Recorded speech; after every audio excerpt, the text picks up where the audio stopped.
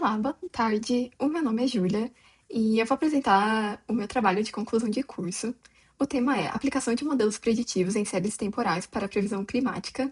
O meu orientador é o professor Ian Mendonça Correia e eu sou do curso de Engenharia de Computação da Universidade de Brasília. Primeiramente, o problema que deu origem a esse trabalho é a limitação dos modelos físicos, principalmente em fazer previsões de longo e médio prazo. Então, esses modelos, geralmente, eles dependem de cálculos matemáticos que simulam as condições da atmosfera. E esses cálculos são lentos e dependem de muito processamento. Então, contando com o crescente impacto dos eventos climáticos atualmente e a necessidade de ter previsões mais precisas, em conjunto com o aprendizado e o avanço do aprendizado de máquina e dos dados observacionais, teve-se a ideia desse trabalho. Então, os objetivos gerais são principalmente desenvolver e avaliar os modelos preditivos baseados em séries temporais para a previsão de variáveis climáticas, utilizando as técnicas de mineração de dados e aprendizagem de máquina. Além disso, também, o objetivo é analisar o desempenho de cada algoritmo desenvolvido, identificar qual possui melhor precisão e comparar os modelos com o modelo de referência. Esse trabalho foi orientado pela metodologia CRISP-DM, que compreende 5 fases. Então, a primeira é a compreensão dos dados, que consiste na coleta dos dados meteorológicos do INMET, do CPTEC, a preparação dos dados, que é a limpeza, tratamento dos dados, e também a divisão entre treino e teste. Segunda é a modelagem, que é a aplicação dos modelos e a avaliação pelas métricas de erro. Depois temos a avaliação, que é a comparação do modelo entre os modelos e também com o BAN, que é o nosso modelo de referência. E por fim, a implementação, o desenvolvimento em Python, utilizando a biblioteca Pandas, Static Model e PyTorch para as redes neurais. Então, para a primeira etapa, que é a compreensão dos dados, a gente tem duas fontes. A primeira é o IMET, que é o Instituto Nacional de Meteorologia. O IMET ele coleta dados meteorológicos através de várias estações meteorológicas automáticas espalhadas pelo país. Ele disponibiliza esses dados publicamente para serem baixados através de arquivos CSV. Esses arquivos são organizados por estação e por ano. E aí aqui o período escolhido foi de 2019 a 2024. Já o CPTEC, ele é responsável principalmente pelos dados do BAN, que é o modelo de referência que a gente vai ser usado para comparação. Então, o período escolhido também é de 2019 a 2024. Os dados do BAN são coletados através do endpoint e os arquivos baixados são arquivos do tipo GRB. E esses arquivos são processados, os dados são tratados e posteriormente usados para o benchmark.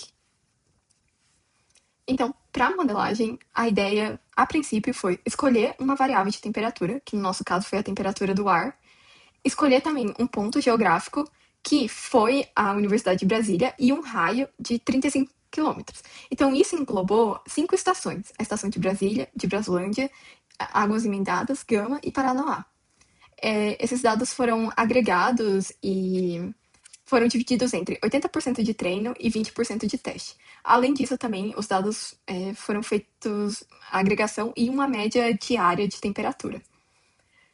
Feito isso, escolheu-se 5 modelos. Então, o ARIMA, que foi o modelo usado como base, o ARIMAX, com duas variações, que é a primeira variação é utilizando termos de Fourier como variável exógena, e a outra é utilizando termos de Fourier e variáveis meteorológicas que têm alguma correlação linear com temperatura, como variáveis exógenas.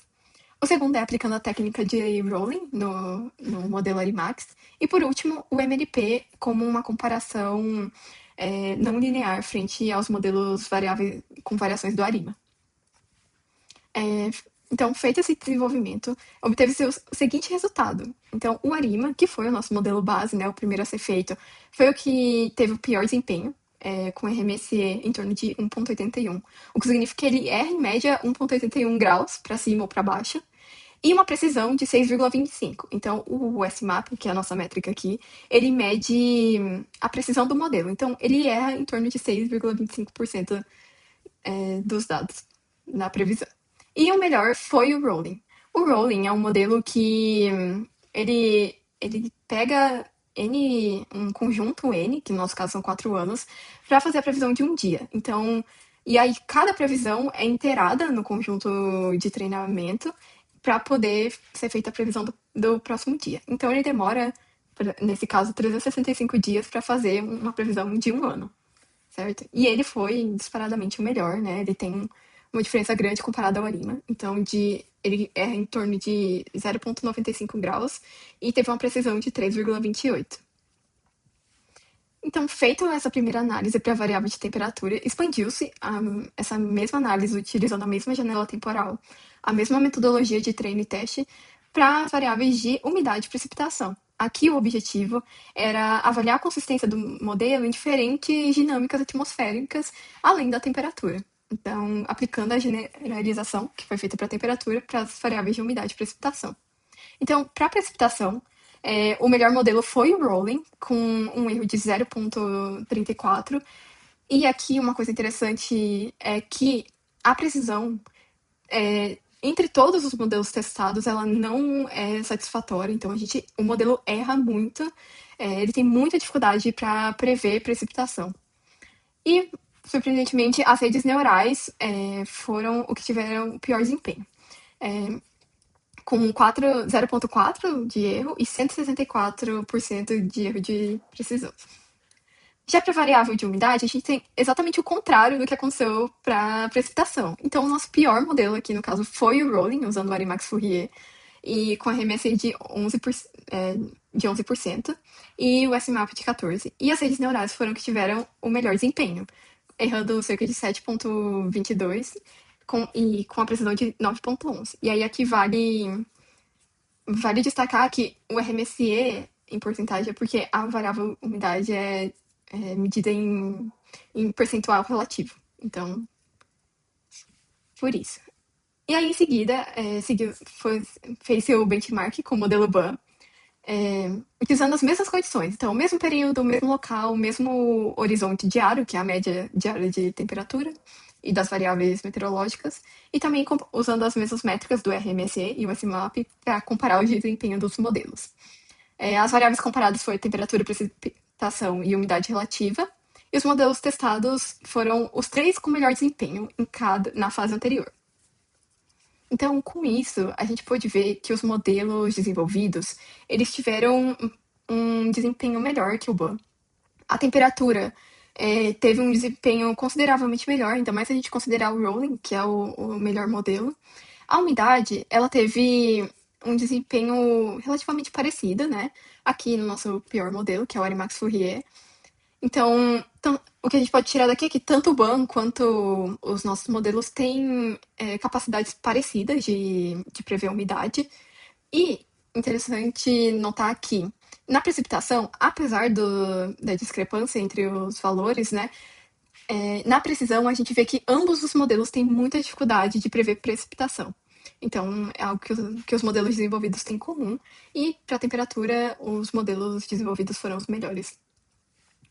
Então, feito isso, a gente partiu para expandir essa análise para outras regiões do Brasil. Aqui, a ideia era avaliar a capacidade de generalização do modelo em diferentes contextos climáticos e regionais. Para isso, foi escolhido 26 pontos, então, sempre universidades federais de cada estado. Então, são 26 universidades, uma por estado, isso totaliza 27 localidades.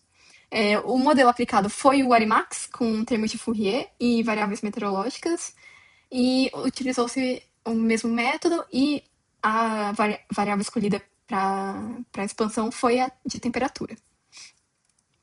Aqui a gente tem que o Nordeste foi a região do Brasil mais fácil de ser prevista, errando apenas 0,8 e com a precisão de 2,4.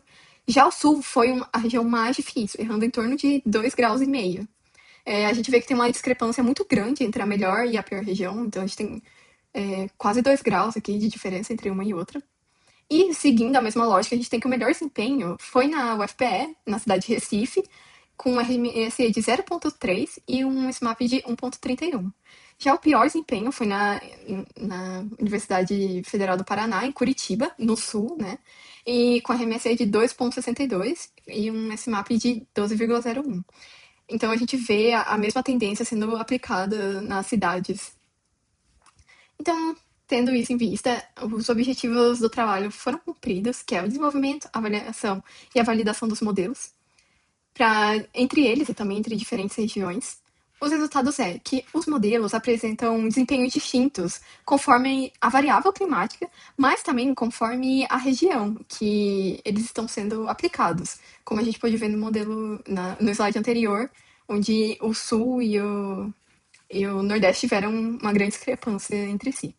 Por fim, o benchmarking, com o modelo de referência que foi o BAN, basicamente todos os modelos desenvolvidos superam o BAN para todas as variáveis, por mais que eles sejam. é, a umidade, por exemplo, tenha um desempenho similar. E as limitações que a gente tem é a qualidade dos dados, também a quantidade dos dados, que foram todos pegos do INMET, né? E a gente possui uma alta variabilidade, principalmente no quesito de precipitação. O modelo tem dificuldades para fazer essa previsão. E também uma cobertura regional limitada, uma vez que o INMET tem um número de estações meteorológicas limitadas e bem espaçadas entre si. Para trabalhos futuros, indica-se explorar novos modelos, ampliar a base de dados e desenvolver um sistema preditivo em tempo real. E é isso. Muito obrigada.